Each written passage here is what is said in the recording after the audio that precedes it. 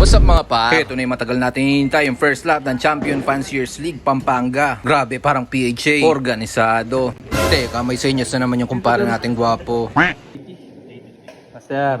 Si Master RJ Gosun pala, aka Precious Love. Aba, teka. Kung bibitaw ng mahinahan ako ba'y lulubayan ng ating Biglang tumigil yung mundo natin dun guys. Loko talaga tong pare kong to. Tinamad tuloy ako mag voiceover. Parang gusto ko na lang mag-asawa ulit. Syempre joke lang. Huwag nyo i-share ang video na to. Baka makita ng asawa ko. Yari na naman tayo. Mabalik tayo. Itur ko na lang kayo ulit. So yan guys yung registration. Diyan magbabayad ng balance at kukuha ng form. So kung may utang ka sa club, wala kang lusot. Retired US Marine at media pa ang maniningil sa'yo. Kita nyo naman, secured ang mga ibon. Hindi pwedeng ikaw mismo ang magkarga ng ibon mo sa truck. Dito naman itambayan ng mga tirador ng mga walang asawa. Ito yung mga gwapo pala. Kung matagal ka na nagkakalapati, sigurado kilala mo yan. Joven Bognot, champion ng Tacloban at fourth overall ng BOTC nung nakaraan. Syempre, powered by Ultraform at Glucose ng Marathon Pro yata yan. Race like a pro with Marathon Pro. O siya na, hanggang dito na lang tayo. Magbabayad muna ako dito. Follow nyo ako kung gusto nyo pang makakuha ng marami pang updates tungkol sa mga champion ng Pampanga. At kung gusto nyo naman mapabilang sa Champion Fanciers League at BOTC,